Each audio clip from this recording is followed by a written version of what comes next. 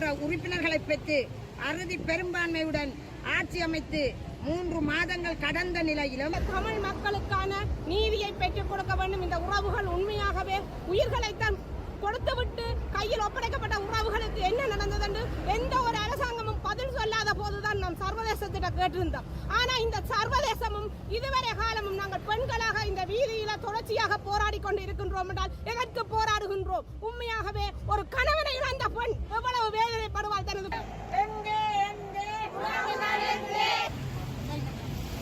அனுப்பணும் எப்படி அனுபவிச்சு நான் கையெழுந்து காலில் விழுந்து விழுந்து கும்பிடுவேன். ஏதாவது எனக்கு தெரிஞ்சது. இப்போ நான் 50 பேர் இருக்கிறேன். கண்டறியப்பட வேண்டும். கண்டறியப்பட்டவன் அதற்கான நீதி வழங்கப்பட வேண்டும்.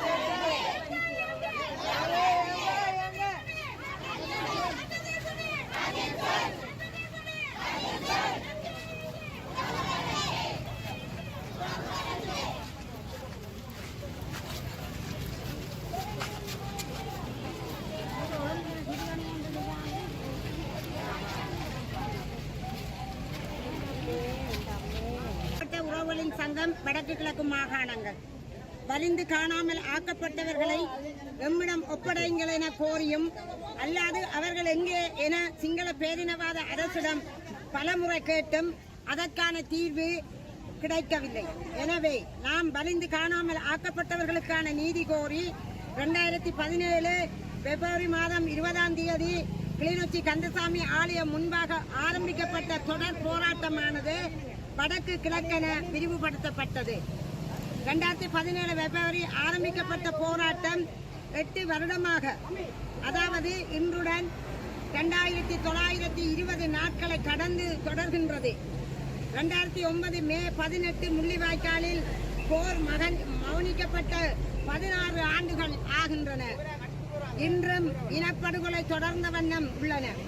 ஆனால் இலங்கையில் ஜனாதிபதிகளும் ஆட்சியாளர்களும் மாறினாலும் தொடர்ந்தும் இனப்படுகொலைக்கான நீதி, வலிந்து காணாமல் ஆக்கப்பட்டவர்களுக்கான நீதி நேரடியாக படையினர்களிடம் சாட்சியங்களுடன் ஒப்படைக்கப்பட்டவர்களுக்கு என்ன நடந்தது என்பதை தொடர்பான நீதி வரை இன்று வரை கிடைக்கவில்லை.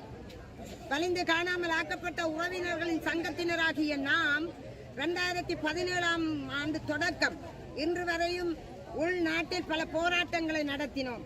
இலங்கை அரசின் நீதித்துறையில் நம்பிக்கை இல்லை என்ற ஒரு காரணத்தினால் நாம் சர்வதேச நீதி விசாரணையை வேண்டும் என பல தடவைகள் கோரிக்கைகளை முன்வைத்து போராடி வருகின்றோம். சர்வதேச நாடுகளின் ராஜதந்திரிகளுக்கு மகஜர்களையும் அனுப்பினோம். நேரடியாக ஜெனீவாவில் உள்ள ஐநா மனித உரிமை ஆணைக்குழுவிலும் சென்று ஆவணங்களை ஆதாரத்துடன் கையளித்தோம். ஆனால் இதுவரை எமக்கான நீதி கிடைக்கவில்லை. 2015 ஆட்சியில் இருந்த நல்லாட்சி காலம் என சொல்லப்படும் ஜனாதிபதி மைத்ரிபால சிறிசேனா 2019 ஜனாதிபதி கோட்டபாய ராஜபக்ச 2022 ஜனாதிபதி ரணில் விக்ரமசிங்கா வரையிலான சகல அரசாங்கங்களும் எம்மை ஏமாற்றியுள்ளனர். எமது மக்கள் தேசிய மக்கள் சக்தி மூலம் தற்போது புதிய ஜனாதிபதியாக கடந்த 2024ஆம் ஆண்டு செப்டம்பர் பதவியேற்ற அனுரகுமார திசாநாயக்கா 2024 நவம்பர் 159 நாடாளுமன்ற உறுப்பினர்களை பெற்று அறுதி பெரும்பான்மையுடன் ஆட்சி அமைத்து 3 மாதங்கள் கடந்த நிலையிலும் எந்தவொரு நல்லெண்ணத்தும் அவர்களின் செயலில் தென்படவில்லை. மாறாக புலனாய்வாளர்களை ஏவிவிட்டு வலிந்து காணாமல் ஆக்கப்பட்ட உறவுகளின் தாய்மாரை கண்காணிப்பதுடன் அவர்களை சுதந்திரமாக தமது வலிந்து காணாமல் ஆக்கப்பட்ட உறவுகளுக்கு நீதி கேட்டும் நடத்தும் கவன ஈர்ப்பு போராட்டங்களில் கலந்து கொள்ள விடாமல் நீதிமன்ற தடை உத்தரவுகளை கொடுத்து ஜனநாயக வழி போராட்டத்தை அடக்கி ஒடுக்கி தடுக்கும் அடவாடி செயல்களை தொடர்ந்த வண்ணம் உள்ளன. ஆட்சி மாறினாலும் காட்சி மாறவில்லை. ஜனாதிபதியின் பெயர்கள் மாறியுள்ளன, செயல்கள் மாறவில்லை. வலிந்து காணாமல் ஆக்கப்பட்ட உறவுகளுடைய பெற்றோர்கள் இதுவரை 300க்கும் மேற்பட்ட தமது உறவுகளின் உண்மை நிலைமை அறியாது வேதனையுடன் உயிரிழந்த பரிதாபங்கள் வடக்கில் நடந்துள்ளன. எங்கள் வேதனைகளையும் வலிகளையும் உண்மைகளையும் இலங்கை அரசு புரியவில்லை, அதேபோல் சர்வதேசமும் புரியவில்லை என்பதையே கடந்த 8 வருடங்களாக நாங்கள் கண்ட உண்மை. அரசுகள் மாறும்போது எல்லா சர்வதேச ராஜதந்திரிகளும் நாடுகளின் தலைவர்களும் ஏன் ஐநா சபைகளும் கூட இலங்கை அரசை காப்பாற்றும் ஒரு செயலாக கால அவகாசங்களை வழங்கி கால நீடிப்பை செய்து வருவதை நாம் 8 வருடங்களாக அவதானித்து வந்துள்ளோம் என்ற உண்மையை கவலையுடனும் கண்ணீருடனும் மன வேதனையுடனும் இந்த 8 ஆண்டு நிறைவில் பதிவு செய்கிறோம். எனவே இந்த உண்மைகளை உணர்த்தும் இனியும் எம்மை ஏமாற்றாமல் எங்கள் உணர்வுகளை மதித்து சர்வதேச நீதி கிடைக்க ஆவண செய்யுமாறு சர்வதேசத்திடம் வேண்டி நிற்கின்றோம். வடக்கு கிழக்கு நிர்வாகம்.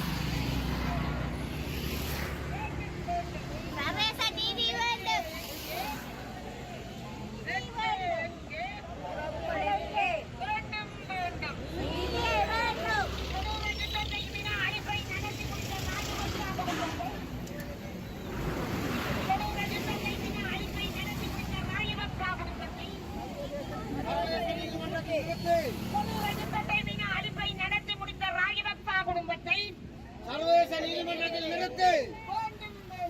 நீதி வேண்டும். நீதி வேண்டும். நீதி வேண்டும். இந்த மண்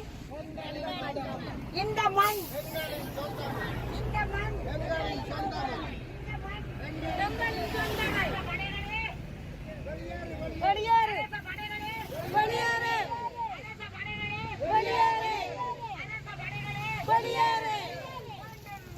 நீதி வேண்டும்.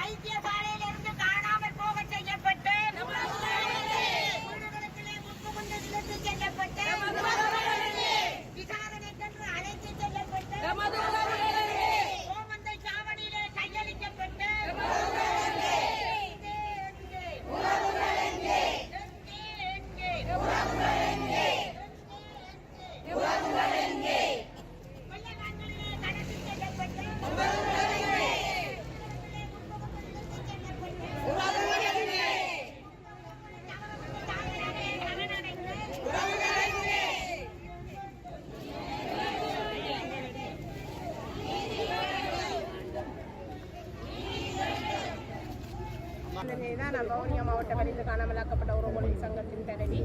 இன்றைய தினம் இந்த கிளிநொச்சி மாவட்டத்திலே தொடர்ச்சியான கவன ஈர்ப்பு போராட்டத்தை ஆரம்பித்த நாளிலிருந்து இன்று 9வது வருடத்தை வந்திருக்கின்றது. எனவே அந்த நாளிலே நாங்கள் நினைவு கூறும் நாளாக இல்லை, எமது உறவுகளுக்கு 8 வருடங்களாக நாங்கள் இந்த வீதியில் வெயில் மழை பாராமல் எவ்வளவோ துயரத்தின் மத்தியிலும் எவ்வளவோ அச்சுறுத்தல் அடக்குமுறைகளுக்கு மத்தியிலும் நாம் போராடி வருகின்றோம். ஆனால் எந்தவித நீதியும் கிடைக்காமல் ஆட்சிகள் மாறுகின்றன, அரசாங்கங்கள் மாறுகின்றன.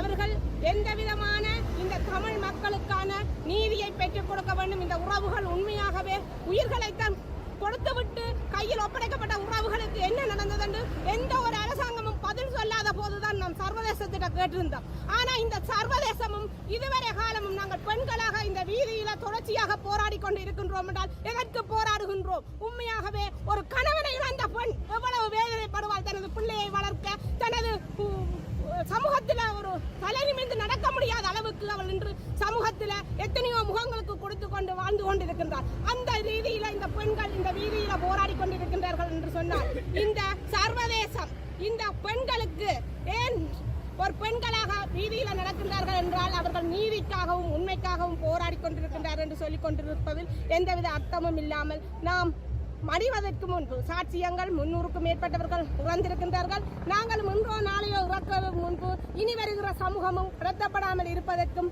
இந்த பாராளுமன்ற உறுப்பினர்களாக தமிழ் உறுப்பினர்களாக நேற்று பெய்த மழைக்கு இன்று முளைத்த காளான் போன்று சிறு பாராளுமன்ற உறுப்பினர்கள் கமடியாக இந்த காணாமலாக்கப்பட்ட உறவுகளுக்கு இழப்பீடு வழங்குவதற்கு இழப்பீடு நாங்கள் கேட்பதற்காக போராடவில்லை. நாம் இழப்பீடு கேட்பது என்றால் நாங்கள் போராட தேவையில்லை. நாங்கள் வேண்டிக் கொண்டு நமது வீட்டில் இருந்திருப்போம். நமது உறவுகளுக்கு என்ன நடந்தது என்று கேட்பதற்காகவே போராடுகின்றோம். நீங்கள் போயிருந்து பாராளுமன்றத்திலே அவர்களுக்கான இழப்பீடு கொடுத்தால் அவர்களுக்கான நீதி கிடைக்கும் என்று கதைக்காதீர்கள். இவர்களுக்கு உண்மையை கண்டறிவதற்காக நீங்கள் குரல் கொடுங்கள். நீங்கள் குரல் கொடுத்தால் மட்டும் பாராளுமன்றத்திலே இந்த சர்வதேசம் எடுத்துக்கொள்ளும் என்பதை நீங்கள் ஒவ்வொருவரும் புரிந்து கொள்ளுங்கள். இந்த பெண்களை பாருங்கள், இன்றையாவது நீங்கள் உணருங்கள் ஒவ்வொரு பாராளுமன்ற உறுப்பினர்களும்.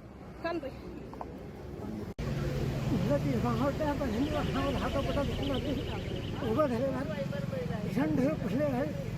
காணாமலாக்கப்பட்டு தொலைத்து வீதியாக தேடிக்கொண்டிருக்கின்றோம். இலங்கையிலே தேடினோம், இலங்கை ஜனாதிபதியிடம் தேடினோம், நமது உறவுகளை சர்வதேசத்திடம் தேடினோம், சர்வதேச நிறுவனங்களிடம் தேடினோம். எதற்கும் பதில் கிடைக்கவில்லை. 8 ஆண்டுகளாக இந்த கிளிநொச்சி மாவட்டத்திலே எங்களை 100க்கும் மேற்பட்ட எங்களோடு இணைந்து போராடங்களை இழந்திருக்கின்றோம். இந்த நிலையிலே நாங்கள் 2 விடயங்களை மட்டும் கோர விரும்புகின்றோம். சிங்கள மக்கள், இலங்கையிலே வாழ்கின்ற பெரும்பான்மை சிங்கள மக்கள் ஒரு மாற்றத்தை வேண்டி ஒரு புதிய கொள்கையுடைய சிந்தனையுடைய ஒரு அரசாங்கத்தை நிறுவியிருக்கின்றார்கள். அவர் அந்த சிங்கள மக்களிடம் நாங்கள் பணிந்து கேட்கின்றோம். எங்களுடைய பிள்ளைகள் உங்களுடைய இராணுவத்தினால் உங்களுடைய அரசு யந்திரங்களினால் வலிந்து காணாமலாக்கப்பட்டிருக்கின்றார்கள். நாங்கள் துளைத்து விடவில்லை, நீங்கள் எங்களுடைய பிள்ளைகளை துளைத்திருக்கின்றீர்கள். எனவே தயவு செய்து சிந்தியுங்கள். இந்த மாற்றத்தை விரும்பி ஒரு கருத்து மாற்றத்தை, ஒரு தத்துவ மாற்றத்தை விரும்பிய நீங்கள் எங்களையும் பாருங்கள், கண்டிருந்து பாருங்கள். நாங்கள் வீதியாக எங்களுடைய பிள்ளைகளை நீங்கள் துளைத்ததற்காக தேடிக்கொண்டு இருக்கின்றோம். எனவே தயவு செய்து எங்களுடைய உண்மையான நியாயமான கோரிக்கைகளை நீங்கள் நிச்சயமாக பார்க்க வேண்டும் என்று கேட்பதோடு இந்த அரசாங்கத்தை நாங்கள் கிளீன் திருலங்கா என்று அரச நிறுவனங்களையும் வீதிகளையும் துப்புரவுகளை விட்டு எங்களுடைய இலங்கையிலே வாழ்கின்ற வடக்கு கிழக்கை பூர்வீகமாக கொண்ட தமிழ் மக்களுடைய பிரச்சனையை நீங்கள் தீர்க்கிறதன் ஊடாக எங்களுடைய காணாமல் போன ஒருவர்களுக்கான நீதியை தேடுவதன் ஊடாக அந்த நீதியிலே உண்மையிலே என்ன நடந்தது என்று கண்டறியப்பட வேண்டும். கண்டறியப்பட்டவன் அதற்கான நீதி வழங்கப்பட வேண்டும். அதன்பின் நிச்சயமாக எதிர்காலத்திலே இது இப்படி நடக்க முடியாத அளவுக்கு ஒரு ஏற்றுக்கொள்ளக்கூடிய தீர்வை நீங்கள் முன்வைக்க வேண்டும். அந்த தீர்வு மீண்டும் பெறாமல் இருப்பதற்கு உரிய நடவடிக்கை எடுக்க வேண்டும். அப்படியாயும் நீங்கள் எங்களுடன் கலைக்க வேண்டும், எங்களோடு பேச வேண்டும், எங்களுடைய துன்பங்களை புரிந்து கொள்ள வேண்டும். எங்களுடைய உறவுகளையும் எங்களுடைய பிள்ளைகளையும் கண்டுபிடிப்பதற்கு சர்வதேசம் நிச்சயமாக எங்களை உதவி புரிய வேண்டும். அதே நேரத்தில் புதிதாக தத்துவார்த்த ரீதியாக மாற்றம் பெற்றிருக்கிற அரசு தலைவரிடம் நாங்கள் வேண்டுகின்றோம். எங்களுடைய பிரச்சனைகளை நிச்சயமாக உங்கள் அளவிலே ஆராய்வதற்கு மதிக்கிட வேண்டும் என்று கூறிக்கொண்டு விடைபெறுகிறேன். 5 பேர் போனாங்க. 3 பொம்பளை பிள்ளைங்க ஒரு குடும்பமாக இருக்குது. 4 வடி 2 பிள்ளை அம்மா அந்த பிள்ளைங்க இன்டர்வியூ கொண்டு போனார். அவர் 2 படிங்க இந்த தம்பி படிங்க. அதுதான் இன்றைக்கும் இந்த உங்களுடைய தந்தை ஒரு நம்பிக்கை. நான் ஜனாதிபதிக்கும் இந்த ஜனாதிபதிக்கும் இந்த பிள்ளை தான் காலையில் படித்து கடலை படித்து போட்டேன். நான் அவரை அனுப்பிடுறேன் நம்பிக்கை. பார்லிமெண்ட்டுக்கும் போட்டேன். ஜனாதிபதியாக்களுக்கு முழு பேரும் கடிதம் போட்டு குடிச்சுட்ட பேரை கொண்டு வா தேடி தெரிஞ்சு போல ஆராய்ச்சி சொல்லி சொல்லி நானும் இங்கே இங்கே ஓடி விழுந்து காரையும் பேரன் இதோட 6 மாதம் முடியுது விழுந்து அந்த நோட நான் ஏன் இந்த பிள்ளை பெருமண்டு நான் இந்த பிள்ளை இருக்கு ஐயா. நான் கூட கண்டிப்பாக கேட்கிறேன் ஜனாதிபதிக்கு இந்த அனுப்பணும். அந்த பிள்ளை அனுப்பி நான் கையெழுத்து காலில் விழுந்து கும்பிடுவேன். இதுதான் எனக்கு தெரிஞ்சது. இப்போ நான் 50 பேர் இருக்குல்ல சொந்தம் யாழ்ப்பாணம் நீர்வேலி வீடு சொந்த இடம் புறக்கூடத்தில் இல்லாமல் அங்கே தான் இதோட முடிச்சு கொண்டு இங்கே இருந்தாலும் படம் உடம்பு கூட கலத்துல இப்போ நான் பார்க்குறது கையெட்ட பாக்கிட்டு அங்கே இருக்கிறது ஒரு தகவல். ஏன்னா அதில் எடுத்துச்சு செடி எடுத்து சொல்லி நீங்கள் அனுப்பிவிட்டா சொல்லுவீங்க. காணாமலாக்கப்பட்ட உறவுகளின் சங்க தலைவியும் வடக்கு கிழக்கு வளர்ந்து காணாமலாக்கப்பட்ட உறவுகளின் சங்க செயலாளருமான தம்பிராச செல்வராணி இன்று கிளிநொச்சி மாவட்டத்தில் 8 வருட போராட்டங்கள் முடிவுற்று 9வது ஆண்டை இன்று எட்டி நிற்கின்றது. 2009ஆம் ஆண்டு யுத்தம் மௌனித்த பின்னரும் நாங்கள் இந்த போராட்டங்களை வடக்கு கிழக்கில் சிறு சிறு குழுக்களாக தொடங்கிய போராட்டம் இன்று கிளிநொச்சி மாவட்டத்தில் கடு உச்ச போராட்டமாக தாங்கி நின்று 9 வருடமாகின்றது. இந்த 9 வருடத்தில் எங்களுடன் கூட இருந்து தங்களது பிள்ளைகள் வரும் என்று புழுதி வெயில் மழை பாராது போராடி இன்று 300 தொடக்கம் 380க்கும் மேற்பட்ட உறவுகளை நாங்கள் இழந்து நிற்கின்றோம். இன்று எங்களது போராட்டம் 2018ஆம் ஆண்டிலிருந்து நாங்கள் எங்களது உறவுகள் ஐநா முன்றலில் 36வது தொடரில் எங்களது உறவுகள் நாங்களே ஐநாவுக்கு முன் சென்று எங்களது உறவுகளின் வழிகளை அங்கே நாங்கள் கூறி வருகின்றோம். இன்று வரை நாங்கள் கூறித்தான் வருகின்றோம். இன்று இலங்கை அரசிடம் பலமுறை எங்களது பிரச்சனைகளை ஒவ்வொரு ஜனாதிபதிகள் மாறி மாறி வரும்போதும் அவர்களுடன் கேட்டு நாங்கள் இன்று சர்வதேசத்தை எட்டி நிற்கின்றோம். எங்களுக்கு இந்த உள்ளக பொறிமுறையில் நம்பிக்கை இல்லை. நாங்கள் இன்று சர்வதேசத்தை எட்டி நிற்கின்றோம். சர்வதேசத்திடம் நாங்கள் கேட்டு நிற்கின்றோம். எங்களது உறவுகள் இந்த 300க்கும் 380க்கும் மேற்பட்ட உறவுகள் இன்று நாங்கள் எங்களுடன் உறவுகள் இருந்தாலும் நாங்கள் இறக்கும் தருவாயில் இருந்தாலும் எங்களது உண்மைக்கும் நீதிக்குமான போராட்டம் இது என்பதை நாங்கள் இன்று உலக நாட்டுக்கு எடுத்து காட்டிக் கொண்டிருக்கின்றோம். அது மட்டுமல்ல, இன்று ஐநா சபை இந்த இலங்கை அரசுக்கு காலக்கெடு கொடுக்கக்கூடாது. மீண்டும் மீண்டும் காலக்கெடு கொடுக்காமல் எங்களது பிரச்சனைகளை முன்னின்று எங்களது பிரச்சனைகளுக்கான தீர்வை தர வேண்டும். எங்களது பிரச்சனைகளுக்கான தீர்வு கிடைக்கும் வரை எங்களது போராட்டம் தொடரும் என்று கேட்டு நிற்கின்றேன். நன்றி, வணக்கம்.